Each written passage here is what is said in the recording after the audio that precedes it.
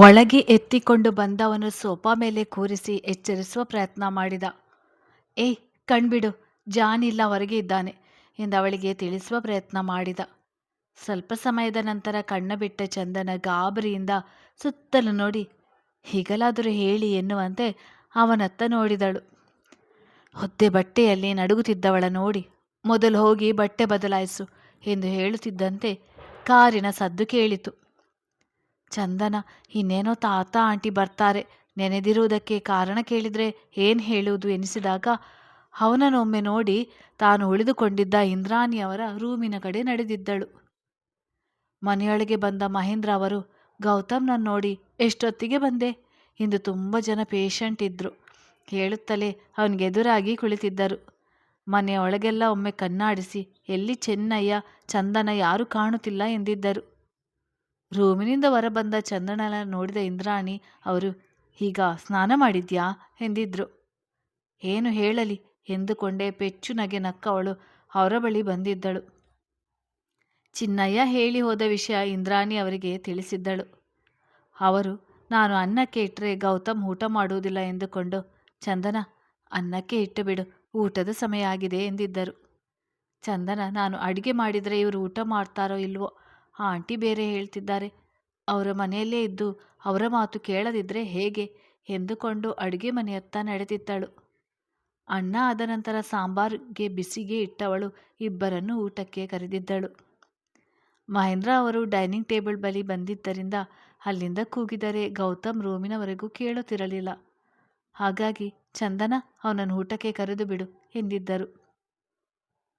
ಚಂದನ ಅವರಿಗೆ ನನ್ನನ್ನು ನೋಡಲು ಇಷ್ಟವಿಲ್ಲ, ಇನ್ನು ಅವರ ಕಣ್ಮುಂದೆ ಹೋಗಬಾರ್ದು, ನನ್ನಿಂದ ಅವರಿಗೆ ಬೇಸರ ಆಗಬಾರ್ದು ಎಂದುಕೊಂಡಿದ್ದವಳು ಮಹೇಂದ್ರ ಅವರು ಹೇಳಿದ್ದರಿಂದ ಅವನ ರೂಮಿನ ಕಡೆ ನಡೆದಿದ್ದಳು.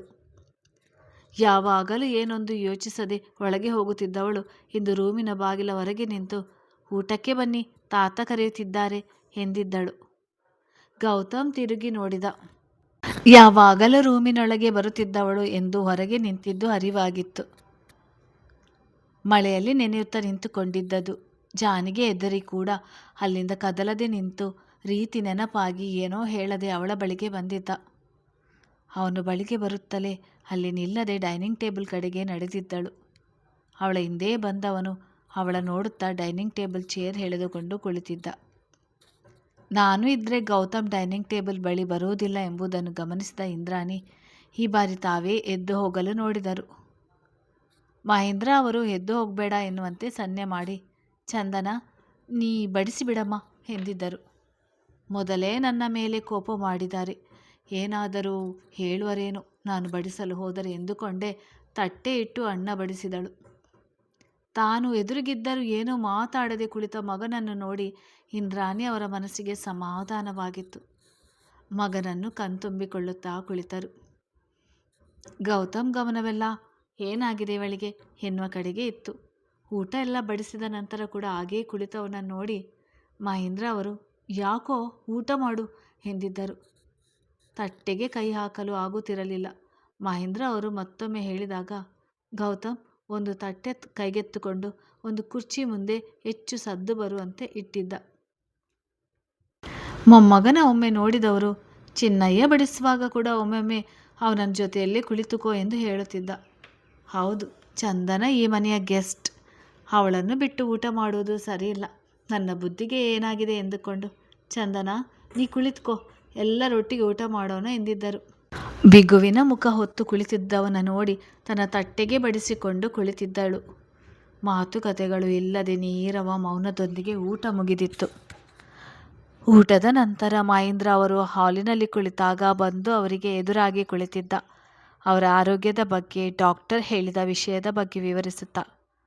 ಮಹೇಂದ್ರ ಅವರ ಸನ್ನೆ ಅರಿತು ಇಂದ್ರಾಣಿ ಅವರು ತಮ್ಮ ರೂಮ್ ಸೇರದೆ ಅಲ್ಲೇ ಇದ್ದ ಮತ್ತೊಂದು ಸೋಫಾದಲ್ಲಿ ಕುಳಿತಿದ್ದರು.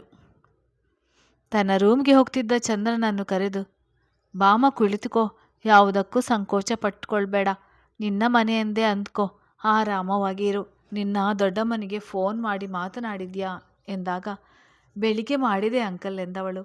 ಹೀಗೆ ಮಾತನಾಡಿಸುವಾಗ ತಾನು ರೂಮಿಗೆ ಹೋಗುವುದು ಸರಿಯಲ್ಲ ಎನ್ನಿಸಿ ಹೋಗಿ ಇಂದ್ರಾಣಿ ಅವರ ಪಕ್ಕ ಕುಳಿತಿದ್ದಳು.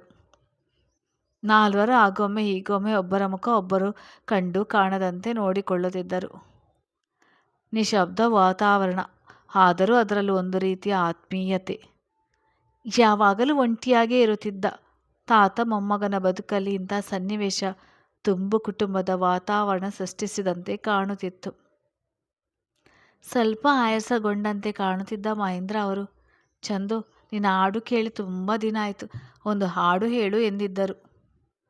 ಇಂದ್ರಾಣಿ ಅವರ ಕಡೆ ನೋಡಿ, ನಮ್ಮ ಚಂದನ ದನಿ ತುಂಬ ಚೆನ್ನಾಗಿದೆ ಎಂದಿದ್ದರು. ಇಂದ್ರಾಣಿ ಅವರು, ಮಾವ ತುಂಬ ಸಲ ಹೇಳಿದ್ದಾರೆ ನಿನ್ನ ದನಿ ತುಂಬ ಚೆನ್ನಾಗಿದೆ ಎಂದು, ಈಗ ಒಂದು ಹಾಡು ಹಾಡು ಎಂದಿದ್ದರು.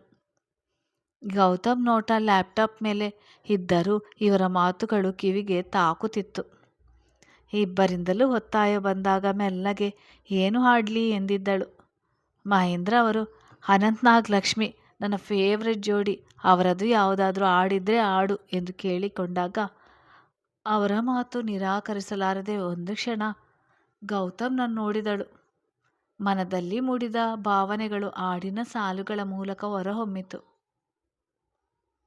ತನು ನಿನ್ನದು, ಈ ಮನ ನಿನ್ನದು, ನನಗಾಗಿ ಇನ್ನೇನಿದೆ, ಈ ಜೀವ ಎಂದೆಂದು ನಿನಗಾಗಿದೆ, ಬಯಸಿದ ರಾಗ ನುಡಿಸುವ ವೇಗ ನಿನ್ನನ್ನೇ ಸೇರಿದೆ. ಸಾಲುಗಳನ್ನು ಹೇಳುವಾಗ ಗಂಟಲು ಹಿಡಿದಂತೆ ಎನಿಸಿದರೂ ಹಾಡನ್ನು ಮುಂದುವರಿಸಿದಳು. ಒಲಿದರೂ ನೀನೆ, ಮುನಿದರೂ ನೀನೆ ಎನ್ನುವ ಸಾಲುಗಳನ್ನು ಹಾಡುತ್ತಲೇ ಗೌತಮ್ ಕಡೆ ನೋಡಿದವಳು ಅವನ ನೋಟದಲ್ಲಿದ್ದ ತಿರಸ್ಕಾರ ಸಹಿಸಲು ಸಾಧ್ಯವಿಲ್ಲ ಎನ್ನಿಸಿ ಆಡಲು ಆಗದೇ ಇದ್ದಾಗ ಆಡೋದನ್ನು ನಿಲ್ಲಿಸಿ ಎರಡು ಕೈಯಲ್ಲೂ ಮುಖ ಮುಚ್ಚಿಕೊಂಡು ಅತ್ತಿದ್ದಳು. ಇಂದ್ರಾಣಿ ಅವರು ಅವಳ ಮುಖ ನೆವರಿಸಿ ಸಮಾಧಾನಿಸಲು ಮುಂದಾದಾಗ ಅವರ ಮಡಿಲಿನಲ್ಲಿ ತಲೆ ಇಟ್ಟು ಬಿಕ್ಕಳಿಸಿ ಅಳುತ್ತಾ ಮನದ ನೋವು ಹೊರಗೆ ಹಾಕಿದಳು. ಗೌತಮ್ಗೆ ಅವಳನ್ನು ಈ ರೀತಿ ನೋಡಿ ಸಹಿಸಿಕೊಳ್ಳುವುದು ಕಷ್ಟ ಎನಿಸಿತು. ಮುಂದಿದ್ದ ಗಾಜಿನ ಟೀಪಾಯಿಯನ್ನು ಕಾಲಿನಿಂದ ಜೋರಾಗಿ ಹೊದ್ದು ಎದ್ದು ತನ್ನ ರೂಮಿನ ಕಡೆ ನಡೆದಿದ್ದ. ಮಹೇಂದ್ರ ಅವರು, ಇವನಿಗೆ ಏನಾಯಿತು, ಮೆಲ್ಲಗೆ ಹೋಗಬೇಕು ತಾನೆ, ಅದನ್ನು ಹೊದ್ದು ಹೋಗ್ತಾನೆ, ಇವನಿಗೆ ತಾನೇ ನೋವಾಗುವುದು ಹೇಳಿದವರು ಅವನ ರೂಮಿನ ಕಡೆ ನಡೆದಿದ್ದರು. ಇನ್ನೂ ಅಳುತ್ತಲೇ ಇದ್ದ ಚಂದನ ದುಃಖ ನೋಡಲಾಗದೆ ಇಂದ್ರಾಣಿ ಅವರೇ ಕಾರಣ ಊಹಿಸಿಕೊಂಡು ಚಂದನಲ ತಲೆ ನೆವರಿಸುತ್ತಾ, ಕಾಲೇಜ್ನಲ್ಲಿ ಯಾರನ್ನಾದರೂ ಪ್ರೀತಿಸಿದ್ಯಾ, ಆ ಹುಡುಗ ನಿನ್ನ ಬಳಿ ಮಾತನಾಡ್ತಿಲ್ವೇ, ಹೇಳು, ಯಾರನ್ನಾದರೂ ಪ್ರೀತಿಸಿದ್ಯಾ, ನಿನ್ನ ಜೊತೆಯಲ್ಲಿ ಓದುತ್ತಿರುವವನೇ ಎಂದಿದ್ದರು. ಇಲ್ಲ ಎನ್ನುವಂತೆ ತಲೆ ಆಡಿಸಿದವಳ ನೋಟ ಗೌತಮ್ ರೂಮಿನ ಕಡೆಗಿತ್ತು. ಕೊನೆಗೆ ಇಂದ್ರಾಣಿಯವರು ಮನೆಯವರ ನೆನಪಾಗಿರಬೇಕೆನಿಸಿ ಅವಳನ್ನು ಸಮಾಧಾನ ಮಾಡಿ ಈಗ ಮಲಗು ಎಂದಿದ್ದರು. ಮಹೇಂದ್ರ ಅವರು ಚಂದನ ಇರುವುದು ಇವನು ಸಹಿಸಿಕೊಳ್ಳುತ್ತಿಲ್ಲ ಎಂದುಕೊಂಡು ಅವನಿಗೆ ಅಕ್ಕಪಕ್ಕದ ಮನೆಯವರಿಗೆ ಕಷ್ಟ ಕಾಲದಲ್ಲಿ ಸಹಾಯ ಮಾಡಿದರೆ ಏನು ತಪ್ಪು. ಇನ್ನು 2 ದಿನ ಅಷ್ಟೇ, ಆ ಮಗು ಅವರ ಮನೆಗೆ ಹೊರಟು ಹೋಗ್ತದೆ. ಅಲ್ಲಿಯವರೆಗೂ ಸುಮ್ಮನೆ ಇರು. ಆ ಹುಡುಗಿ ನಿನಗೇನಾದರೂ ತೊಂದರೆ ಕೊಟ್ಟಿದ್ದಾಳೆ, ಸುಮ್ಮನೆ ಏಕೆ ಅವಳ ಮೇಲೆ ದ್ವೇಷ ಸಾಧಿಸ್ತೀಯಾ ಹೇಳಿ ಹೊರಗೆ ಬಂದಿದ್ದರು. ಚಂದನ ಕಣ್ಣಿನಲ್ಲಿದ್ದ ನೋವು ನೆನಪಾದಾಗ ತುಂಬ ಚಡಪಡಿಸಿ ಹೋಗಿದ್ದ. ನಂತರ ಯೋಚಿಸಿ, ನನಗೆ ಇಷ್ಟೊಂದು ನೋವು ಕೊಡುತ್ತಿರುವವಳನ್ನು ಎಂದೂ ಮಾತನಾಡಿಸಬಾರ್ದು, ಇನ್ನು ಮುಂದೆ ತುಂಬ ದೂರ ಉಳಿದು ಬಿಡಬೇಕು ಎಂದು ನಿರ್ಧರಿಸಿ ಮುಂದಿನ ಕೆಲಸಗಳ ಕಡೆ ಗಮನ ಕೊಟ್ಟಿದ್ದ. ಬೆಳಿಗ್ಗೆ ಬೇಗ ಎದ್ದ ಚಂದನ ಸ್ನಾನ ಮುಗಿಸಿ ಹೊರಗೆ ಬಂದಿದ್ದಳು. ಆಗ ತಾನೇ ಎದ್ದು ಬಂದಿದ್ದ ಮಹೇಂದ್ರ ಅವರು ಕಾಫಿ ಕೇಳಿ ಹೊರಗೆ ಲಾನ್ನಲ್ಲಿರ್ತೀನಿ, ತೆಗೆದುಕೊಂಡು ಬಾ ಎಂದು ಹೇಳಿ ಹೋಗಿದ್ದರು. ರಾತ್ರಿಯ ಘಟನೆ ನೆನಪಾಗಿ ಆ ಹುಡುಗಿಗೆ ಒಂದೆರಡು ಸಮಾಧಾನದ ಮಾತುಗಳನ್ನು ಹೇಳಬೇಕು ಎಂದುಕೊಂಡರು. ತನ್ನ ರೂಮಿನಿಂದ ಎದ್ದು ಬಂದ ಗೌತಮ್ ಡೈನಿಂಗ್ ಟೇಬಲ್ ಬಳಿ ಕಾಫಿ ಬೆರೆಸ್ತಿದ್ದ ಚಂದನನ ನೋಡಿ, ಎಷ್ಟು ಹೇಳಿದರೂ ಈ ಹುಡುಗಿಗೆ ಅರ್ಥ ಆಗೋದಿಲ್ಲ, ಇನ್ನೊಮ್ಮೆ ಈ ಕೆಲಸ ಎಲ್ಲ ನೀನು ಮಾಡಬೇಡ ಎಂದು ಹೇಳಬೇಕೆಂದುಕೊಂಡ. ಆ ವೇಳೆಗೆ ಬಂದ ಇಂದ್ರಾಣಿಯವರು, ಚಂದನ ತಲೆಗೆ ಯಾಕೆ ಸ್ನಾನ ಮಾಡಿದೆ, ರಾತ್ರಿ ಮೈಯೆಲ್ಲ ಸುಡ್ತಿತ್ತು, ಜ್ವರ ಇತ್ತು, ನಿನ್ನೆ ರಾತ್ರಿ ಕೂಡ ತಲೆ ಸ್ನಾನ ಮಾಡಿದ್ಯಾ, ಥಂಡಿ ತಲೆಗೆ ಏರಿದರೆ ಕಷ್ಟ, ಹೋಗು ಬಿಸಿಲಿಗೆ ಹೋಗಿ ತಲೆ ಕೂದಲು ಒಣಗಿಸು, ಚಿನ್ನಯ್ಯ ಇನ್ನೂ ಬಂದಿಲ್ಲ, ಮಾವನಿಗೆ ಕಾಫಿ ಕೊಟ್ಟು ನಾನೇ ತಿಂಡಿ ಮಾಡ್ತೇನೆ ಎಂದಿದ್ರು. ನಂತರವೇ ಅರಿವಾಗಿತ್ತು, ನಾನು ಮಾಡಿದರೆ ಗೌತಮ್ ತಿನ್ನೋದಿಲ್ಲ ಎಂದು. ಗೌತಮ್ಗೆ ರಾತ್ರಿ ಅವಳಿಗೆ ಜ್ವರ ಬಂದಿತ್ತು ಎನ್ನುವುದನ್ನು ಕೇಳಿ ಮನದ ಒತ್ತಡವನ್ನು ಮೀರಿ ಅವಳ ಕಡೆ ನೋಡಿದ. ಒಂದೇ ರಾತ್ರಿಗೆ ಸೊರಗಿದಂತೆ ಕಂಡಿದ್ದಳು. ಅವನಲ್ಲೂ ಹೇಳಿಕೊಳ್ಳಲಾಗದ ಅಸಮಾಧಾನ, ಯಾವುದರಲ್ಲೂ ಸ್ಪಷ್ಟತೆ ಇಲ್ಲ. ಏನಾದರೂ ಆಗಿರಲಿ, ಈ ಹುಡುಗಿ ಈ ಮನೆಯ ಜವಾಬ್ದಾರಿ, ಆಸ್ಪತ್ರೆಗೆ ಕರೆದುಕೊಂಡು ಹೋಗಲು ತಾತನಿಗೆ ಹೇಳಬೇಕು ಎಂದುಕೊಂಡ. ಚಂದನ ತುಳಸಿ ಗಿಡಕ್ಕೆ ನೀರು ಹಾಕಿ ಬರ್ತೇನೆ, ತಿಂಡಿ ಮಾಡಲು ನಿಮಗೆ ಸಹಾಯ ಮಾಡಿಕೊಡ್ತೇನೆ ಎಂದು ಹೇಳಿ ನೀರು ಹಿಡಿದು ನಡೆದಿದ್ದಳು. ಗೌತಮ್ ತಾತನ ಜೊತೆ ಮಾತನಾಡಲು ಹೊರಗೆ ಬಾಲ್ಕನಿಗೆ ಬಂದಿದ್ದ. ಚಂದನ ತುಳಸಿ ಕಟ್ಟೆಗೆ ನೀರು ಹಾಕಿ 2 ಸುತ್ತು ಸುತ್ತಿದವಳು 3ನೇ ಸುತ್ತು ಸುತ್ತುವ ವೇಳೆಗೆ ಕಣ್ಣಿಗೆ ಕತ್ತಲೆ ಆವರಿಸಿದಂತೆನಿಸಿ ನೆಲಕ್ಕೆ ಹೊರಳುವ ಮೊದಲೇ ಅವಳು ಯಾಕೆ ನನ್ನತ್ತ ನೋಡ್ತಲೇ ಇಲ್ಲ ಎಂದು ಕಡೆಗಣ್ಣಿನಲ್ಲಿ ಅವಳನ್ನು ಗಮನಿಸ್ತಾ ಇದ್ದ ಗೌತಮ್ ಕ್ಷಣಾರ್ಧದಲ್ಲಿ ಬಂದು ಅವಳನ್ನು ನೆಲಕ್ಕೆ ಬೀಳದಂತೆ ಹಿಡಿದುಕೊಂಡಿದ್ದ. ಕಾಫಿ ಹಿಡಿದು ಬಂದಿದ್ದ ಇಂದ್ರಾಣಿ ಮಹೇಂದ್ರ ಅವರು ಎಲ್ಲರೂ ಅಲ್ಲಿಗೆ ಬಂದಿದ್ದರು. ಅವಳ ತೋಳಿನ ಬಿಸಿ ಕೈಗೆ ತಾಕಿದಾಗ ಗೌತಮ್, ಇಷ್ಟೊಂದು ಜ್ವರ ಬಂದಿದೆ, ಒಂದು ಮಾತು ಹೇಳಬಾರ್ದ ಈ ಹುಡುಗಿ ಎಂದವನು ಮಹೇಂದ್ರ ಅವರ ಕಡೆ ನೋಡಿ, ಮೊದಲು ಆಸ್ಪತ್ರೆಗೆ ಕರೆದುಕೊಂಡು ಹೋಗೋಣ ಎನ್ನುತ್ತಾ ಅವರು ಒಪ್ಪಿಗೆ ತಿಳಿಸ್ತಲೇ ತಾನೇ ಎತ್ತಿಕೊಂಡು ಬಂದು ಕಾರಿನಲ್ಲಿ ಕೂರಿಸಿದವನು. ಮಹೇಂದ್ರ ಅವರ ಮುಖದಲ್ಲಿದ್ದ ಆಯಾಸ ನೋಡಿ, ನೀವು ಬರುವುದು ಬೇಡ, ನಾನೇ ಕರೆದುಕೊಂಡು ಹೋಗ್ತೇನೆ ಎಂದಿದ್ದ. ಇಂದ್ರಾಣಿ ಅವರ ಜೊತೆಯಲ್ಲಿ ಹೋಗುವ ಅನಿಸಿಕೆ ವ್ಯಕ್ತಪಡಿಸಿದರು. ಆ ವೇಳೆಗೆ ಅವನ ಕಾರ್ ಸ್ಟಾರ್ಟ್ ಆಗಿತ್ತು. ಫ್ಯಾಮಿಲಿ ಡಾಕ್ಟರ್ ಅವನ ತಂದೆಯ ಗೆಳೆಯ ಆಗಿದ್ದರಿಂದ ಅವನ ಸ್ವಭಾವ ತಿಳಿದಿದ್ದವರು ಹೆಚ್ಚಾಗಿ ವಿವರಿಸಲು ಹೋಗಲಿಲ್ಲ. ಪರಿಶೀಲಿಸಿದವರು ತುಂಬ ಸುಸ್ತಾದಂತೆ ಕಾಣ್ತಾಳೆ, ಮಳೆಯಲ್ಲಿ ನೆನೆದಿರಬೇಕು, ಈಗ ಅಡ್ಮಿಟ್ ಮಾಡಿ, ಇಂದು ಸಂಜೆಗೆ ಪರವಾಗಿಲ್ಲ ಎನಿಸಿದರೆ ಡಿಸ್ಚಾರ್ಜ್ ಮಾಡಿಸಿಕೊಂಡರೆ ಆಯಿತು ಎಂದಿದ್ದರು. ಪ್ರಜ್ಞೆ ಬಂದ ಚಂದನಗೆ ಅಷ್ಟು ಹತ್ತಿರದಲ್ಲಿದ್ದ ಗೌತಮ್ನನ್ನು ನೋಡಿ ಕಣ್ಣು ತುಂಬಿತು. ತಾನೇ ಯೋಚಿಸಿ ಯೋಚಿಸಿ ಉತ್ತರ ಕಂಡುಕೊಂಡಿದ್ದಳು. ಅವತ್ತು ನೀವು ನಿಮ್ಮ ತಾಯಿ ಜೊತೆ ಮಾತಾಡಬೇಡೆಂದು ಹೇಳಿದ್ರಿ, ಆದರೆ ಅವರಾಗಿ ಮಾತನಾಡಿಸಿದಾಗ ಹೇಗೆ ಮಾತನಾಡದೇ ಇರುವುದು, ಹಾಗಾಗಿ ಮಾತಾಡಿದೆ. ಅದೇ ವಿಷಯಕ್ಕೆ ತಾನೇ ನೀವಿಷ್ಟು ಕೋಪ ಮಾಡಿಕೊಂಡಿರೋದು, ಅವನಿಗಷ್ಟೇ ಕೇಳುವಷ್ಟು ಮೆಲ್ಲಗೆ ಹೇಳಿದಳು. ಗೌತಮ್ಗೆ ಏನು ಹೇಳಬೇಕೆಂದು ತಿಳಿಯಲಿಲ್ಲ. ನರ್ಸ್ ಇಂಜೆಕ್ಷನ್ ಟ್ಯೂಬ್ ಹಿಡಿದು ಬಂದಾಗ ಹಣೆ ಹೊತ್ತಿಕೊಂಡ ಗೌತಮ್ ಒಂದು ಕ್ಷಣ ಅವಳ ಕಡೆ ನೋಡಿ ಹೊರಗೆ ನಡೆದಿದ್ದ. ಸ್ವಲ್ಪ ಸಮಯಕ್ಕೆಲ್ಲ ಇಂಜೆಕ್ಷನ್ ಪ್ರಭಾವಕ್ಕೋ ಅಥವಾ ಮಾತ್ರೆಗಳ ಪ್ರಭಾವಕ್ಕೋ ಆಯಾಸಕ್ಕೆ ಒಳಗಾಗಿದ್ದ ಚಂದನ ನಿದ್ರೆಯ ಮತ್ತಿಗೆ ಜಾರಿದಳು. ವಾರ್ಡ್ನ ಒಳಗೆ ಬಂದ ಗೌತಮ್ಗೆ ಮನೆಗೆ ಅಥವಾ ಆಫೀಸ್ಗೆ ಯಾವ ಕಡೆಯೂ ಹೋಗಬೇಕು ಎನಿಸಲಿಲ್ಲ. ಅವಳನ್ನು ನೋಡುತ್ತಲೇ ಒಂದು ಕ್ಷಣ ತನ್ನಿಂದಲೇ ಎನ್ನುವ ಪಾಪ ಪ್ರಜ್ಞೆ ಕಾಡಿತು. ಹೋಗಿ ಕಿಟಕಿ ಬಳಿ ನಿಂತ ಅವನು ಸ್ವಲ್ಪ ಸಮಯಕ್ಕೆ ಮತ್ತೆ ಅವಳ ಬಳಿ ಬಂದಿದ್ದ. ಹಣೆಯ ಮೇಲಿದ್ದ ಬೆವರು ಒರೆಸಿ ಮುಂಗುರುಳು ಕಿವಿಯ ಹಿಂದಕ್ಕೆ ಸರಿಸಿದ. ಅವನ ಸನಿಹ ಸ್ಪರ್ಶ ಅಂತರಾಳಕ್ಕೆ ಅರಿವಾಯಿತೇನೋ. ಅವಳ ಕಣ್ಣಿನ ಅಂಚಿನಲ್ಲಿ ಜಿನುಗಿದ ಹನಿ ಹಾಗೆ ಕಿವಿಯ ಕಡೆಗೆ ಹರಿದಿತ್ತು. ನೋಡಿದವನ ಮುಷ್ಟಿ ಬಿಗಿದಿತ್ತು. ಯಾಕಾಗಿ ಈ ಹುಡುಗಿ ಇಷ್ಟು ನೋವು ಕೊಡುತ್ತಾಳೆ? ನಾಳೆ ಮಾತಾಡಬೇಕು ಹೇಳಿಕೊಂಡೇ ಅವಳ ಕಣ್ಣೀರು ತೊಡೆದು ಹಣೆಗೆ ಮುತ್ತಿಟ್ಟಿದ್ದ. ಗೌತಮ್ ಮೊಬೈಲ್ನಲ್ಲಿಯೇ ಮ್ಯಾನೇಜರ್ನೊಂದಿಗೆ ಮಾತನಾಡುತ್ತಾ ತನ್ನ ಆಫೀಸ್ನ ಕೆಲಸ ಕಾರ್ಯಗಳ ರಾಯಭಾರ ನಡೆಸಿದ್ದ.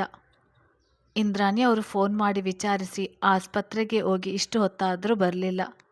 ಒಂದು ವೇಳೆ ಜ್ವರ ಜಾಸ್ತಿಯಾಗಿ ಅಡ್ಮಿಟ್ ಮಾಡಿಕೊಂಡಿದ್ದಾರೇನೋ. ನಾನು ಹೋಗಿ ಆ ಹುಡುಗಿಯ ಬಳಿ ಇರುತ್ತೇನೆ.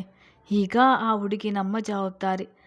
ನಮ್ಮನ್ನು ನಂಬಿ ಪದ್ಮ ಅವರು ಅವಳನ್ನು ಇಲ್ಲಿ ಬಿಟ್ಟು ಹೋಗಿದ್ದಾರೆ ಎಂದಿದ್ದರು. ಮಹೇಂದ್ರ ಅವರಿಗೂ ಸರಿ ಎನಿಸಿ ಮೊಮ್ಮಗನಿಗೆ ಫೋನ್ ಮಾಡಿದ್ರು. ಗೌತಮ್ ತನ್ನ ತಾತನಿಂದ ಕರೆ ಬಂದಾಗ ಸ್ವೀಕರಿಸಿ ಮಾತನಾಡಿದವನು, ಏನೂ ಭಯ ಇಲ್ಲ, ಸ್ವಲ್ಪ ಜ್ವರ ಇದೆ, ಸಂಜೆ ವೇಳೆಗೆ ಸರಿ ಹೋಗ್ಬೋದು. ಡಾಕ್ಟರ್ ಬಂದು ಮತ್ತೊಮ್ಮೆ ಪರಿಶೀಲಿಸಿದ ಮೇಲೆ ನಿಮಗೆ ವಿಷಯ ತಿಳಿಸ್ತೇನೆ ಎಂದವನು ಅವರ ಮುಂದಿನ ಮಾತಿಗೆ ಅವಕಾಶವಿಲ್ಲದಂತೆ ಕರೆ ತುಂಡರಿಸಿದ. ಅಲ್ಲೇ ತಮ್ಮ ಮಾತಿಗಾಗಿ ಕಾಯ್ತಾ ನಿಂತಿದ್ದ ಸೊಸೆಗೆ ಯಾವ ಆಸ್ಪತ್ರೆ ಎಂದು ಹೇಳಿಲ್ಲ. ಮಾಮೂಲಿ ನಮ್ಮ ಫ್ಯಾಮಿಲಿ ಡಾಕ್ಟರ್ ಇರುವ ಆಸ್ಪತ್ರೆಗೆ ಕರೆದುಕೊಂಡು ಹೋಗಿರ್ತಾನೆ. ಅವನು ಅಲ್ಲೇ ಇದ್ದಾನೇನೋ ಆತುರದಲ್ಲಿದ್ದಾಗಿತ್ತು. ಸ್ವಲ್ಪ ಸಮಯ ಬಿಟ್ಟು ಮತ್ತೆ ಫೋನ್ ಮಾಡ್ತೇನೆ ಎಂದಿದ್ದರು. ಇಂದ್ರಾಣಿ ಅವರು ಬನ್ನಿ ತಿಂಡಿ ತಿನ್ನಿ, ನೀವು ಮಾತ್ರೆ ತೆಗೆದುಕೊಳ್ಬೇಕು ಎಂದು ಹೇಳಿ ಒಳಗೆ ನಡೆದವರಿಗೆ ಚಂದನ ತಲೆ ಸುತ್ತಿ ಬಿದ್ದ ನೆನಪಾಗಿ ಬೇಸರ ಎನಿಸಿತು. ಮೊದಲೇ ಗೌತಮ್ ಹೊರಟ. ಆ ಹುಡುಗಿಯನ್ನು ಹೇಗೆ ನಡೆಸಿಕೊಳ್ತಾನೋ. ಪ್ರಸಾದ್ ಮಗ ಎಂದರೆ ನಂಬಲು ಕಷ್ಟ. ಎಷ್ಟು ತಾಳ್ಮೆ ಇತ್ತು ಅವರಿಗೆ. ಆಗ ನನಗಿದ್ದ ಕೋಪ ತಾಪ ನನ್ನೆಲ್ಲ ಹಠಗಳು ಎಷ್ಟು ಶಾಂತವಾಗಿ ಸಹಿಸ್ತಿದ್ದರು. ಗೌತಮ್ಗೆ ಅವರಲ್ಲಿಯ ಒಂದು ಗುಣವೂ ಇಲ್ಲ ಎಂದುಕೊಳ್ಳುತ್ತಲೇ ಮನಸ್ಸು ಅವರನ್ನು ಪ್ರಶ್ನೆ ಮಾಡಿತು. ನಿನ್ನ ಮಗ ಎಲ್ಲ ನಿನ್ನನ್ನೇ ಹೊತ್ತುಕೊಂಡಿದ್ದಾನೆ. ನಿನ್ನದೇ ಕೋಪ, ಹಠ, ಹಿಡಿದ ಗುರಿ ಸಾಧಿಸುವ ಛಲ. ಅವನನ್ನು ಗಮನಿಸು, ಎಲ್ಲ ನಿನ್ನಂತೆ ಎಂದಿತು. ಮನದ ಮಾತನ್ನು ಪರಾಮರ್ಶಿಸಿಕೊಂಡವರಿಗೆ ತನ್ನ ಮಗ ಎನ್ನುವ ಒಂದು ರೀತಿಯ ಅಭಿಮಾನ ಮೂಡಿತ್ತು. ಚಿನ್ನಯ್ಯ ಜ್ವರ ಹೆಚ್ಚಾದ ಕಾರಣ ಬರುವುದಿಲ್ಲ ಎಂದು ಫೋನ್ ಮಾಡಿ ತಿಳಿಸಿದ್ದರಿಂದ ತಾವೇ ಅಡಿಗೆ ಮನೆ ಸೇರಿದ್ದರು. ಏನಾದರೆ ಆಗಲಿ ಎಂದು ನಾನೇ ಅಡಿಗೆ ಮಾಡಿ ಬಡಿಸೋಣ ಮಗನಿಗೆ ಎಂದುಕೊಂಡು. ಮಿಸುಕಾಡಿ ಕಣ್ಣು ಬಿಟ್ಟು ಅವಳ ನೋಡಿದ ಗೌತಮ್ ಬಂದು ಅವಳ ಬೆಡ್ನ ಪಕ್ಕದ ಕುರ್ಚಿಯಲ್ಲಿ ಕುಳಿತಿದ್ದ. ಚಂದನಗೆ ಅವನ ಎದುರಿಗೆ ಮಲಗಿದ್ದಂತೆ ಇರಲು ಸಂಕೋಚವೆನಿಸಿತು. ಜ್ವರದ ತಾಪ ಕಡಿಮೆಯಾಗಿ ಮೈ ಸ್ವಲ್ಪ ಹಗುರವಾದಂತೆ ಎನಿಸಿತು. ಮೆಲ್ಲಗೆ ಎದ್ದು ಕುಳಿತಿದ್ದವಳು ಅವನತ್ತ ನೋಡದೆ ಕಿಟಕಿಯ ಕಡೆ ನೋಡುತ್ತಾ ಉಳಿದಿದ್ದಳು. ಗೌತಮ್ಗೆ ರೇಗಿ ಹೋಯಿತು. ಇರುವ ಕೆಲಸ ಕಾರ್ಯಗಳನ್ನು ಬಿಟ್ಟು ಇಲ್ಲಿ ಉಳಿದರೆ ಕಿಟಕಿ ನೋಡ್ತಾ ಕುಳಿತಿದ್ದಾಳೆ ಎಂದುಕೊಂಡೆ. ಯಾಕೆ ಯಾವತ್ತು ಕಿಟಕಿಗಳನ್ನು ನೋಡಲಿಲ್ವಾ ಎಂದಿದ್ದ. ಆಗಲೂ ನೋಟ ಬದಲಾಯಿಸ್ತದೆ ಕುಳಿತವಳ ನೋಡಿ, ಏನಾಗಿದೆ ನಿಂಗೆ? ಯಾಕೆ ನಿನ್ನೆಯಿಂದ ಹೀಗೆ ಕಣ್ಣು ತಪ್ಪಿಸಿ ಓಡಾಡ್ತಿದ್ಯಾ? ನೆಲಕ್ಕೆ ಏನು ಬೀಳಿಲ್ವಲ್ಲ, ಏಟು ಬಿದ್ದು ಬುದ್ಧಿ ಕೆಟ್ಟಿದೆ ಎಂದುಕೊಳ್ಳಲು ಎಂದು ಖಾರವಾಗಿ ಹೇಳಿದ್ದ. ಅವಳ ಮೌನ ಸಹಿಸುವುದು ಕಷ್ಟ ಎನಿಸಿತು. ಏನಾಗಿದೆ ನಿಂಗೆ? ಈ ಬರಿದ ದನಿ ತತ್ತರಿಸಿ ಜೋರಾಗಿ ಕೇಳಿದ. ಚಂದನ, ನಾನು ನಿಮ್ಮ ಎದುರು ಬರುವುದು ನಿಮಗೆ ಇಷ್ಟವಿಲ್ಲ. ನನ್ನಿಂದ ನಿಮಗೆ ಕೋಪ ಅಸಮಾಧಾನ ಮೂಡುವುದು ಬೇಡ ಅನಿಸಿ ಎಂದಿದ್ದಳು.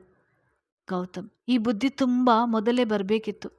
ಕೊಳ್ಳೆ ಹೋದ್ಮೇಲೆ ಕೋಟೆ ಬಾಗಿಲು ಹಾಕಿದ್ರಂತೆ, ಹಾಂಗಾಯ್ತು ನಿಂದು ಬುದ್ಧಿ ಎಂದಿದ್ದ. ಅವನ ಮಾತು ಅರ್ಥವಾಗದೆ ಒಮ್ಮೆ ಮುಖ ನೋಡಿದಳು. ಕೋಪದಿಂದ ಬಿಗಿದುಕೊಂಡಿದ್ದ ಮುಖ ಹೆಚ್ಚು ಆಕರ್ಷಣೀಯ ಎನಿಸಿತು. ನೋಡುತ್ತಾ ಕೂರುವ ಅನಿಸಿಕೆ ಆದರೆ ಅವನ ನೋಟದ ತೀಕ್ಷ್ಣತೆ ಸಹಿಸಿಕೊಳ್ಳೋದು ತುಸು ಕಷ್ಟವೆನಿಸಿತು. ಹಾಗೇ ಅವಳ ನೋಟ ಅಲ್ಲಿದ್ದ ಮಾತ್ರಗಳ ಕಡೆಗೆ ಹರಿದಿತ್ತು. ಕಣ್ಣನ್ನು ಮತ್ತಷ್ಟು ದೊಡ್ಡದಾಗಿ ಅರಳಿಸಿ, ಇದೆಲ್ಲ ನಾನು ನುಂಗ್ಬೇಕಾ ಎಂದಿದ್ಲು. ಗೌತಮ್, ಇನ್ನೊಂದ್ಸಲ ಹುಚ್ಚು ಹುಚ್ಚಾಗಿ ಹಾಡುವುದು, ಮಳೆಯಲ್ಲಿ ನೆನೆಯುವುದು, ಮುಖ ತಪ್ಪಿಸಿ ಓಡಾಡೋದು, ಕೈಯಲ್ಲಿ ಆಗದೇ ಇದ್ದರೂ ಅಡುಗೆ ಮನೆಗೆ ಹೋಗಿ ಅಡುಗೆ ಮಾಡೋದು, ಈಗೇನಾದರೂ ಬೇಡದ ಕೆಲಸಗಳನ್ನು ಮಾಡಿದರೆ ಎಲ್ಲ ಮಾತ್ರೆಗಳನ್ನು ಒಟ್ಟಾಗಿ ನುಂಗಿಸ್ತೇನೆ ಎಂದಿದ್ದ. ಚಂದನ, ನನಗೆ ಮಾತ್ರೆ ಇಷ್ಟ ಆಗೋಲ್ಲ, ತುಂಬ ಕಹಿ ಇರುತ್ತೆ ಅದು.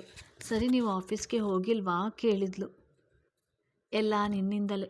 ನಾಲಾಯಕ್ ಹುಡುಗಿ, ಮಳೆಯಲ್ಲಿ ಯಾಕೆ ನೆನೆಯಬೇಕಾಗಿತ್ತು ಕೇಳಿದವನು ಅವಳಿಂದ ಉತ್ತರ ಬರದೇ ಇದ್ದಾಗ ಅವಳು ಮಳೆಯಲ್ಲಿ ನಿಂತ ಕಾರಣ ಅರಿವಾಗಿ ಮತ್ತೆ ಆ ವಿಷಯದ ಬಗ್ಗೆ ಮಾತನಾಡದೆ ಸುಮ್ಮನೆ ಕುಳಿತವಳ ನೋಡಿ, ಅದ್ಯಾರೋ ಹೌದು ಕಾಲೇಜ್ ಕ್ಯಾಂಪಸ್ನಲ್ಲಿ ನಿನ್ನಿಂದ ಪುಸ್ತಕ ಪಡೆದವನು ಎಂದಿದ್ದ. ಯಾವತ್ತು? ಒಂದು ಕ್ಷಣ ಯೋಚಿಸುವಂತೆ ಮುಖ ಮಾಡಿ, ಅವತ್ತು ನೀವು ನನ್ನ ಬಿಟ್ಟು ಹೋದ್ರಲ್ಲ, ಆ ದಿನ ತಾನೇ. ಅದು ಪ್ರಶಾಂತನ್ನ. ಆದರೆ ನಮ್ಮದೇ ಕ್ಲಾಸ್, ನನಗಿಂತ ದೊಡ್ಡವರು. ಒಂದು ವಾರ ಕಾಲೇಜ್ಗೆ ಬಂದಿರಲಿಲ್ಲ, ಹಾಗಾಗಿ ನನ್ನ ಬಳಿ ನೋಟ್ಸ್ ತೆಗೆದುಕೊಂಡ್ರು ಎಂದಿದ್ದಳು. ಗೌತಮ್ಗೆ ಅಂದು ಆ ಹುಡುಗನ ಜೊತೆಗೆ ನಗುನಗುತ್ತಾ ನಿಂತ ಚಂದನ ನೆನಪಾಗಿ, ಅಣ್ಣನಾ ಎಂದಿದ್ದ. ನನಗಿಂತ ದೊಡ್ಡವರಲ್ವಾ, ಅದಕ್ಕೆ ಹಾಗೆ ಕರಿತೀನಿ. ಅವರನ್ನು ನೋಡಿದರೆ ನನಗೆ ನನ್ನ ಅಣ್ಣ ನಂದನ್ ನೆನಪಾಗ್ತಾನೆ ಎಂದವಳು ತನ್ನ ಅಣ್ಣನ ನೆನೆಸಿ ಕೊಂಡಿದ್ದಳು. ಗೌತಮ್ ಎದ್ದು ಕಿಟಕಿಯತ್ತ ಬಂದಿದ್ದ. ಬೆಳಗಿನಿಂದ ಇದ್ದ ಮೋಡ ಕವಿದಂಥ ವಾತಾವರಣ ಹಾಗೆ ತುಸುವಾಗಿ ನೋಡುತ್ತಲೇ ಬದಲಾಗಿತ್ತು.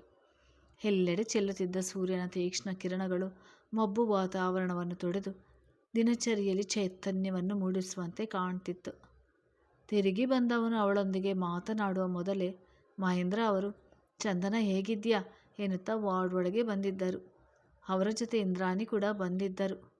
ತಾತನ ಕಡೆ ನೋಡಿದವನು, ನಾನು ವಿಳಾಸ ಹೇಳದಿದ್ದರೂ ಹಾಗೆ ಎಲ್ಲಿಗೆ ಹೋಗಿರ್ಬೋದೆಂದು ಯೋಚಿಸಿ ಡಾಕ್ಟರ್ ಜೊತೆ ಮಾತನಾಡಿ ಬಂದಿದ್ದಾರೆ ಎಂದುಕೊಂಡವನು ಅವರು ಮತ್ತೊಮ್ಮೆ ಹೇಗಿದ್ಯಾ ಮಗು ಎನ್ನುತ್ತಿದ್ದಂತೆ, ನಿಮ್ಮ ನಾಲಾಯಕ್ ಮಗು ಈಗ ಹುಷಾರಾಗಿದೆ.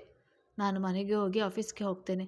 ಡಾಕ್ಟರ್ ಈಗ ತಾನೇ ಫೋನ್ ಮಾಡಿದ್ರು, ಬಂದು ಡಿಸ್ಚಾರ್ಜ್ ಮಾಡ್ತಾರಂತೆ, ಮನೆಗೆ ಕರೆದುಕೊಂಡು ಹೋಗಿ ಹೇಳಿದವನು ಅವಳತ್ತ ಒಮ್ಮೆ ನೋಡಿ ಹೊರಗೆ ನಡೆದಿದ್ದ. ಇಂದ್ರಾಣಿ ಅವರು ಅವಳ ಪಕ್ಕ ಕುಳಿತು ಕೈ ಹಿಡಿದು, ಈಗ ಹೇಗಿದ್ಯಾ? ಸರಿಯಾಗಿ ಊಟ ಮಾಡಬೇಕು ತಾನೆ, ಈ ವಯಸ್ಸಿಗೆ ಎಂಥ ನಿಶಕ್ತಿ ಎಂದಿದ್ದರು. ಮಹೇಂದ್ರ ಅವರು ಅದನ್ನೇ ಅನುಮೋದಿಸಿ, ಇನ್ನೇನು ಡಾಕ್ಟ್ರು ಬರ್ತಾರೆ, ಏನು ತೊಂದರೆ ಇಲ್ಲ ಎಂದರೆ ಮನೆಗೆ ಕರೆದುಕೊಂಡು ಹೋಗೋಣ ಎಂದಿದ್ದರು. ಚಂದನ ಸಂಕೋಚದ ಮುಖ ಮಾಡಿ, ನನ್ನಿಂದ ನಿಮಗೆಲ್ಲ ತೊಂದರೆ ಆಯಿತು ಎಂದಿದ್ದಳು. ಮಹೇಂದ್ರ ಅವರು, ಹಾಗ್ಯಾಕೆ ಅಂತೀಯ? ಜ್ವರ ಕಾಯಿಲೆ ಎಲ್ಲ ಮನುಷ್ಯನಿಗೆ ಬರದೆ ಮರಕ್ಕೆ ಬರುವುದೇ? ಮನೆಗೆ ಹೋದ್ಮೇಲೆ ಓಡಾಡದೆ ರೆಸ್ಟ್ ಮಾಡು, ನಾಳೆ ನಿಂಗೆ ಎಕ್ಸಾಮ್ ಇದೆಯಲ್ವಾ ಎಂದಿದ್ರು. ಹೌದು, ಆ ಸಬ್ಜೆಕ್ಟ್ ಓದಿದ್ದೇನೆ ಎಂದಿದ್ದಳು. ಮನೆಗೆ ಬಂದ ಗೌತಮ್ ಮನಸ್ಸು ನಿರಾಳತೆಯಿಂದ ಕೂಡಿತ್ತು. ಅರ್ಥೈಸಿಕೊಳ್ಳಲಾಗದ ಒತ್ತಡಗಳಿಂದ ಮುಕ್ತವಾಗಿ ಹಗುರವಾಗಿದ್ದ ಭಾವ. ಹಸಿವು ತನ್ನ ಇರುವನ್ನು ಜ್ಞಾಪಿಸಿದಾಗ ಅಡುಗೆ ಮನೆಗೆ ಕಡೆಗೆ ಬಂದು ಪಾತ್ರೆ ಮುಚ್ಚಿಟ್ಟಿದ್ದ ಮುಚ್ಚಳ ತೆಗೆದು ನೋಡಿದ. ಅನ್ನ ಸಾರು ಪಲ್ಯ ಎಲ್ಲ ಸಿದ್ಧವಿತ್ತು. ಚಿನ್ನಯ್ಯ ಇಂದು ಕೆಲಸಕ್ಕೆ ಬಂದ ಕುರುಹುಗಳು ಕಾಣಲಿಲ್ಲ. ಅಂದರೆ ಇದನ್ನು ಮಾಡಿರುವುದಾಕೆ. ಮೆಲ್ಲಗೆ ಹೇಳಿದವನ ಮುಖದಲ್ಲಿ ವಿಷಾದದ ನಗೆ ಮೂಡಿತು. ಒಂದು ಕಾಲದಲ್ಲಿ ತಾಯಿಯ ಕೈ ಅಡುಗೆ ಕೈತುತ್ತು ತಿನ್ನಲು ಹಂಬಲಿಸಿದ ಸಮಯವಿತ್ತು. ತನ್ನ ಗೆಳೆಯರೆಲ್ಲ ನಮ್ಮಮ್ಮ ಅದು ಮಾಡಿಕೊಟ್ಟಿದ್ದಾರೆ ಇದು ಮಾಡಿಕೊಟ್ಟಿದ್ದಾರೆ ಎಂದೆಲ್ಲ ಹೇಳುವಾಗ ಏನೂ ಉತ್ತರಿಸಲು ಆಗದೆ ಅವರ ಮುಖ ನೋಡಿ ಸುಮ್ಮನಾಗಿ ಬಿಡುತ್ತಿದ್ದೆ. ಒಂದು ಮಗುವಿನ ಬೆಳವಣಿಗೆಗೆ ತಂದೆ ಎಷ್ಟು ಮುಖ್ಯವೋ ತಾಯಿ ಕೂಡ ಅಷ್ಟೇ ಮುಖ್ಯ. ಮಕ್ಕಳು ದಿನದ ಹೆಚ್ಚು ಸಮಯ ಕಳೆಯುವುದು ತಾಯಿಯ ಬಳಿಯಲ್ಲೇ. ಆ ವಯಸ್ಸಿನಲ್ಲಿ ಅಂತಹದು ದಿನವನ್ನು ನಾನು ಅನುಭವಿಸಲು ಎಷ್ಟು ಕಾತರಿಸಿದ್ದೆ. ಆದರೆ ಈಗ ಅಂತಹ ಒಂದು ಭಾವನೆಯು ನಿರೀಕ್ಷೆಯೂ ಇಲ್ಲದಿರುವ ಈಗಿನ ನನ್ನ ಮನಸ್ಥಿತಿಯಲ್ಲಿ ನನ್ನ ಕಣ್ಮುಂದೆ ಬಂದಿದ್ದಾರೆ. ಎಷ್ಟೋ ಬಾರಿ ಚಿಕ್ಕ ವಯಸ್ಸಿನಲ್ಲಿ ನನ್ನ ತಾಯಿ ನೋಡಲು ಹೇಗಿರ್ಬೋದು ಎಂದೆಲ್ಲ ಕಲ್ಪಿಸಿಕೊಳ್ಳಲು ಪ್ರಯತ್ನಪಟ್ಟು ಸೋತು ಹೋಗ್ತಿದ್ದೆ. ಸ್ಪಷ್ಟ ರೂಪ ಕೊಡಲು ಸಾಧ್ಯವಾಗದೆ. ಆದರೆ ಇಂದು ನನ್ನ ಕಣ್ಮುಂದೇ ಇದ್ದಾರೆ. ಒಮ್ಮೆ ಕೂಡ ನೋಡಬೇಕು ಎನಿಸ್ತಿಲ್ಲ ಎಂದುಕೊಂಡ. ಮರುಕ್ಷಣವೇ ಅವನ ಅಂತರಾತ್ಮ, ಹೇಗಿರ್ಬೋದು ನಿನ್ನ ತಾಯಿ? ನಿನ್ನ ತಂದೆ ಪ್ರಾಣಕ್ಕೆ ಪ್ರಾಣ ಎನಿಸುವಷ್ಟು ಆಕೆಯನ್ನು ಪ್ರೀತಿಸಿದ್ದರು. ಒಮ್ಮೆ ನೋಡು.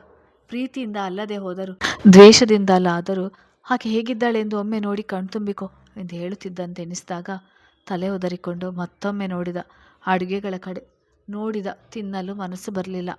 ಅಂಥ ಆಲೋಚನೆಯಿಂದ ಹೊರಗೆ ಬಂದವನು ಆ ನಾಲಾಯಕ್ ಹುಡುಗಿ ಮಾಡಿದರೆ ತಿನ್ಬೋದಿತ್ತು ಎಂದುಕೊಂಡವನಿಗೆ ಚಂದನ ಹೇಳಿದ ಮಾತುಗಳು ನೆನಪಾದಾಗ ಅಣ್ಣ ಅಂತೆ ಅಣ್ಣ, ಈ ಮಾತು ಅವತ್ತೇ ಹೇಳಲು ಏನಾಗಿತ್ತು ಎಂದುಕೊಂಡುಕೊಂಡೆ. ಫ್ರಿಜ್ನಿಂದ ಹಾಲು ತೆಗೆದು ಕಾಯಲು ಇಟ್ಟವನು ಬೆಳಿಗ್ಗೆಯಿಂದ ಆ ನಾಲಾಯಕ್ ಏನೂ ತಿಂದಿಲ್ಲ. ತಾತನಿಗೆ ಫೋನ್ ಮಾಡಿ ಹೇಳೋಣ ಅನ್ನಿಸಿ ಅವರಿಗೆ ಕರೆ ಮಾಡಿದ್ದ. ಮಹೇಂದ್ರ ಅವರು ಮಾಮೂಲಿ ಮಾತುಗಳ ನಂತರ ಗೌತಮ್ ಅಡುಗೆ ರೆಡಿ ಇದೆ ಊಟ ಮಾಡು ಎಂದಾಗ, ದಾರಿಯಲ್ಲಿ ಹೋಗುವವರನ್ನೆಲ್ಲ ಅಡುಗೆ ಮನೆಗೆ ಸೇರಿಸ್ತೀರಾ? ಸದ್ಯಕ್ಕೆ ಊಟ ಬೇಡ, ಹಾಲು ಕಾಯಿಸಿಕೊಳ್ಳುತ್ತಿದ್ದೇನೆ. ಅದಿರಲಿ, ನಿಮ್ಮ ಆ ಮಗು ಬೆಳಿಗ್ಗೆಯಿಂದ ಏನೂ ತಿಂದಿಲ್ಲ. ಅದಕ್ಕೆ ಏನಾದರೂ ತಿನ್ನಿಸಿ. ತಿನ್ನದೇ ಇದ್ದರೆ ಎಚ್ಚರಿಸಿ. ಮತ್ತೆ ತಲೆ ಸುತ್ತು ಎಂದು ಬಿದ್ದರೆ ಇಡೀ ವಾರ ಆಸ್ಪತ್ರೆಯಲ್ಲಿ ಅಡ್ಮಿಟ್ ಮಾಡಬೇಕಾಗ್ತದೆ ಎಂದು ವೇಗವಾಗಿ ಹೇಳಿ ಅವರ ಇನ್ನೊಂದು ಮಾತಿಗೆ ಅವಕಾಶವಿಲ್ಲದಂತೆ ಕರೆತುಂಡರಿಸಿದ. ಇಂದ್ರಾಣಿ ಅವರು ಏನು ವಿಷಯ ಎನ್ನುವಂತೆ ನೋಡಿದಾಗ ಅವನು ಅವರ ಬಗ್ಗೆ ಹೇಳಿದ ಮಾತುಗಳನ್ನು ಹೇಳದೆ ಚಂದನ ಬಗ್ಗೆ ಹೇಳಿದ ವಿಷಯ ಮಾತ್ರ ಹೇಳಿ, ಒಂದು ವಾರ ಇಲ್ಲೇ ಇರ್ತೀಯಾ, ಊಟ ಮಾಡ್ತೀಯಾ ಎಂದಾಗ ಚಂದನ ಊಟ ಮಾಡ್ತೀನಿ ಅಂಕಲ್ ಎಂದಿದ್ದಳು. ಮಹೇಂದ್ರ ಅವರು ಗೌತಮ್ ನಿನ್ನ ಮೇಲೆ ಏನೂ ರೇಗಾಡಲಿಲ್ಲ ತಾನೆ ಎಂದಾಗ ತನ್ನನ್ನು ನೋಡುತ್ತಲೇ ಅವರ ಮುಖ ಬಿಗಿದುಕೊಳ್ಳುತ್ತದೆ. ಅಸಹನೆ ತಂತಾನೆ ಮೂಡುತ್ತದೆ ಎಂದುಕೊಂಡು, ಹಾಗೇನೂ ಇಲ್ಲ ಅಂಕಲ್, ನಮ್ಮ ದೊಡ್ಡಮ್ಮ ಬರುತ್ತಲೇ ಮನೆಗೆ ಹೋಗಿ ಬಿಡ್ತೇನೆ ಎಂದಿದ್ದಳು. ಇಬ್ಬರಿಗೂ ಅರ್ಥವಾಗಿತ್ತು ಈ ಹುಡುಗಿಯ ಮೇಲೆ ರೇಗಾಡಿದ್ದಾನೆ ಎಂದು. ಚಂದನಳನ್ನು ಡಿಸ್ಚಾರ್ಜ್ ಮಾಡಿಸಿಕೊಂಡು ಮನೆಗೆ ಕರೆದುಕೊಂಡು ಬರುವಷ್ಟರಲ್ಲಿ 4ರ ಸಮಯ ದಾಟಿತ್ತು. ಆಯಾಸಗೊಂಡಿದ್ದ ಮಹೇಂದ್ರ ಅವರು, ಇಂದ್ರಾಣಿ ಊಟ ಬಡಿಸಿ ಬಿಡಮ್ಮ, 6 ಗಂಟೆಗೆ ಡಾಕ್ಟರ್ ಅಪಾಯಿಂಟ್ಮೆಂಟ್ ಇದೆ, ಹೋಗಿ ತೋರಿಸಿಕೊಂಡು ಬರೋಣ. ಹಾಗೆ ಚೆನ್ನಯ್ಯನಿಗೆ ಹುಷಾರಿಲ್ವಂತೆ, ಅವರ ಮನೆಗೆ ಹೋಗಿ ಅವನನ್ನು ನೋಡಿಕೊಂಡು ಬರ್ತೇನೆ ಎಂದಾಗ ಇಂದ್ರಾಣಿ ಅವರು, ಇಬ್ಬರು ಕೈ ತೊಳೆದು ಬನ್ನಿ. ಚಂದನ, ನೀನು ಊಟ ಮಾಡಿದ ಮೇಲೆ ಸ್ನಾನ ಮುಗಿಸಿ ಬಿಡು, ಆಸ್ಪತ್ರೆಯಿಂದ ಬಂದಿದ್ಯಾ. ಮಾವ, ನಾನು ನಿಮ್ಮ ಜೊತೆ ಬರ್ತೇನೆ, ಮಂಡಿ ನೋವು ಕಡಿಮೆ ಆಗ್ತಾನೇ ಇಲ್ಲ, ಹಾಗೆ ಚೆನ್ನಯ್ಯನನ್ನು ನೋಡಿಕೊಂಡು ಬಂದಂತೆ ಆಗ್ತದೆ ಎನ್ನುತ್ತಾ ಅಡುಗೆ ಮನೆಗೆ ಬಂದಿದ್ದರು. ಮುಚ್ಚಿಟ್ಟಿದ್ದ ಪಾತ್ರಗಳ ಮುಚ್ಚಳ ತೆಗೆದು ನೋಡಿದವರ ಕಣ್ಣುಗಳು ತುಂಬಿತ್ತು. ಡೈನಿಂಗ್ ಟೇಬಲ್ ಬಳಿ ಬಂದಿದ್ದ ಮಹೇಂದ್ರ ಅವರು ಹಾಗೆ ನಿಂತಿದ್ದ ಇಂದ್ರಾಣಿ ಅವರನ್ನು ನೋಡಿ ಅಡುಗೆ ಮನೆಯ ಕಡೆಗೆ ಬಂದಿದ್ದರು. ಅಲ್ಲಿನ ದೃಶ್ಯ ನೋಡಿದವರಿಗೆ ಅರ್ಥವಾಗಿತ್ತು, ಯಾಕೆ ಗೌತಮ್ ಊಟ ಮಾಡಿಲ್ವೇ ಎಂದಿದ್ದರು. ಇಂದ್ರಾಣಿ ಅವರು ಗಂಟಲು ಕಟ್ಟಿದಂತೆನಿಸಿ ಇಲ್ಲ ಎನ್ನುವಂತೆ ಸನ್ನೆ ಮಾಡಿದ್ದರು. ಮಹೇಂದ್ರ ಅವರಿಗೂ ಪಿಚ್ಚೆನಿಸಿತು. ಹೋಗಲೇ ಬಿಡು, ಇಷ್ಟು ಬೇಗ ಬದಲಾವಣೆ ನಿರೀಕ್ಷಿಸುವುದು ತಪ್ಪು. ಚಿಕ್ಕ ಹುಡುಗನಾಗಿದ್ದಾಗ ಅವನ ಸ್ನೇಹಿತರ ಮನೆಯಲ್ಲಿ ನೋಡಿ ನಮ್ಮ ಮನೆಯಲ್ಲಿ ಯಾಕೆ ಅಮ್ಮ ಇಲ್ಲ, ಅವರು ಅಡುಗೆ ಮಾಡುವುದಿಲ್ಲ ಎಂದು ಕೇಳುತ್ತಿದ್ದ. ಒಮ್ಮೊಮ್ಮೆ ಅಮ್ಮ ಬೇಕು ಎಂದು ಹಠ ಮಾಡುತ್ತಿದ್ದ. ಪ್ರಸಾದ್ ಸುಧಾರಿಸುವುದರಲ್ಲಿ ಸಾಕಾಗಿ ಹೋಗುತ್ತಿದ್ದ. ನಂತರ ಬೆಳೆಯುತ್ತಾ ಬುದ್ಧಿ ಬಂದಂತೆಲ್ಲ ನಿನ್ನ ಕೇಳುವುದನ್ನು ಬಿಟ್ಟಿದ್ದ. ಆದರೆ ಮನಸ್ಸಿನಲ್ಲಿ ನಿನ್ನ ಬಗ್ಗೆ ದ್ವೇಷ ಬೆಳೆಸಿಕೊಳ್ಳುವುದರ ಜೊತೆಗೆ ಎಲ್ಲ ಹೆಣ್ಣು ಮಕ್ಕಳನ್ನು ಅದೇ ಸಾಲಿನಲ್ಲಿ ನಿಲ್ಲಿಸಿ ನೋಡುತ್ತಿದ್ದ. ಯಾರ ಬಳಿಯಲ್ಲೂ ಸಲಿಗೆ, ಮಾತು, ನಗು ಇರುತ್ತಿರಲಿಲ್ಲ. ದಿನ ಕಳೆದಂತೆ ಪೂರ್ತಿ ಬದಲಾಗಿ ಹೋಗಿದ್ದ. ಹೇಳುತ್ತಿದ್ದವರು ಚಂದನ ಕಾಯ್ತಾ ಇರುವುದು ಅರಿವಾಗಿ, ಬಾ ಮೊದಲು ಊಟ ಮಾಡೋಣ, ಮುಂದೆ ಎಲ್ಲವೂ ಬದಲಾಗುತ್ತದೆ ಎಂದಿದ್ದರು. ಆ ಭರವಸೆಯಲ್ಲೇ ಇದ್ದೀನಿ. ಅವನು ನನ್ನೊಂದಿಗೆ ಮಾತನಾಡದೇ ಇದ್ದರೂ ಪರವಾಗಿಲ್ಲ, ಅವನ ಜೊತೆಯಲ್ಲಿ ಇದ್ದೀನಿ ಅನ್ನೋ ಸಮಾಧಾನ ಸಾಕು ನನಗೆ. ಆದರೂ ನಾನು ಮಾಡಿದ ಅಡುಗೆ ತಿನ್ನದೇ ಇರುವಷ್ಟು ದ್ವೇಷಿಸ್ತಾನೆಂದರೆ ಸಂಕಟ ಸಹಜ ಎಂದವರು ಚಂದನ ಆಗಲೇ ತಟ್ಟೆ ಇಟ್ಟು ಲೋಟಕ್ಕೆ ನೀರು ಹಾಕುತ್ತಿದ್ದದ್ದು ನೋಡಿದ್ದ ಇಂದ್ರಾಣಿಯವರು ಪಾತ್ರೆಗಳನ್ನು ಹಿಡಿದು ಹೊರಬಂದಿದ್ದರು. ಯಾರಿಗೂ ಯಾವ ವಿಷಯಗಳ ಬಗ್ಗೆ ಚರ್ಚಿಸಬೇಕು ಎನಿಸಲಿಲ್ಲ. ಮೂವರ ಮನಸ್ಸುಗಳು 3 ರೀತಿ ಯೋಚಿಸುತ್ತಿತ್ತು. ಆದರೆ ಮೂವರ ಆಲೋಚನೆಯೇ ಆದಿಯು ಗೌತಮ್ ಕಡೆಗೆ. ಊಟದ ನಂತರ ಹಾಗೆ ಸುಮ್ಮನೆ ಮಾತಿಗೆ ಕುಳಿತಾಗ ಆಸ್ಪತ್ರೆಯ ವಾತಾವರಣದ ಬಗ್ಗೆ, ಚೆನ್ನೈನ ಆರೋಗ್ಯದ ಬಗ್ಗೆ ಮಾತುಗಳು ಬಂದು ಹೋಗಿತ್ತು. ಒಮ್ಮೆ ಸಮಯ ನೋಡಿಕೊಂಡ ಇಂದ್ರಾಣಿಯವರು, ಮಾವ ನಿಮ್ಮ ಮೆಡಿಕಲ್ ಫೈಲ್ ಎತ್ತಿಕೊಳ್ಳಿ, ಹೊರಡೋಣ. ನಾವು ಹೋಗುವ ವೇಳೆಗೆ ಸರಿಯಾಗ್ತದೆ. ಹಾಗೆ ಬರುವಾಗ ಚಿನ್ನಯ್ಯನನ್ನು ನೋಡಿಕೊಂಡು ಬರೋಣ ಎಂದಿದ್ದರು.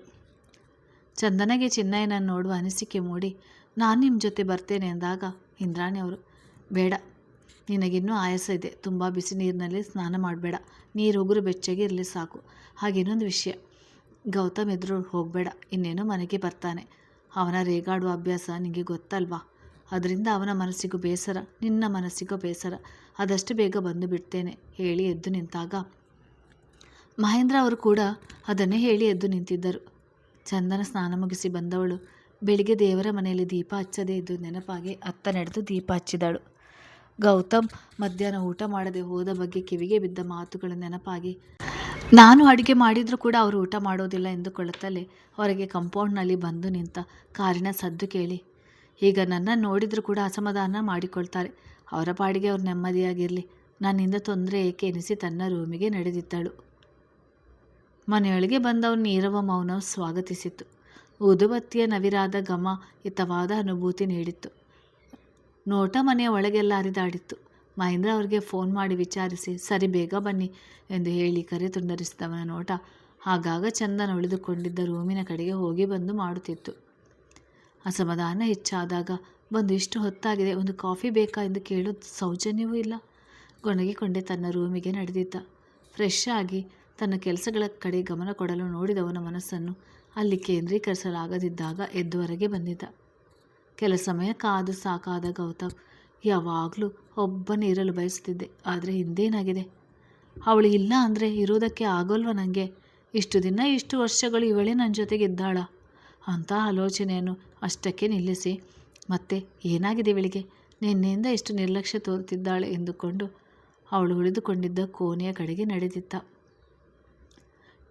ಕಿಟಕಿಯಿಂದ ಹೊರಗೆ ಬೆಳೆದಿದ್ದ ಹೂಗಿಡಗಳನ್ನು ನೋಡ್ತಾ ನಿಂತಿದ್ದ ಚಂದನ, ದೊಡ್ಡಮ್ಮ ಬರುತ್ತಲೇ ಮನೆಗೆ ಹೋಗಿ ಬಿಡಬೇಕು, ನನ್ನಿಂದ ಇವರಿಗೆ ಇನ್ನು ಯಾವುದೇ ತೊಂದರೆ ಬೇಡ, ಇನ್ಮುಂದೆ ದೀಪಾಂಜಲಿಗೆ ಬರೋದು ಬೇಡ ಎಂದುಕೊಳ್ಳುತ್ತಲೇ ಅಂತಹದೊಂದು ಕಲ್ಪನೆಗೆ ಅವಳ ಕಣ್ಣುಗಳು ಆಗಲೇ ತುಂಬಿ ಬಂತು.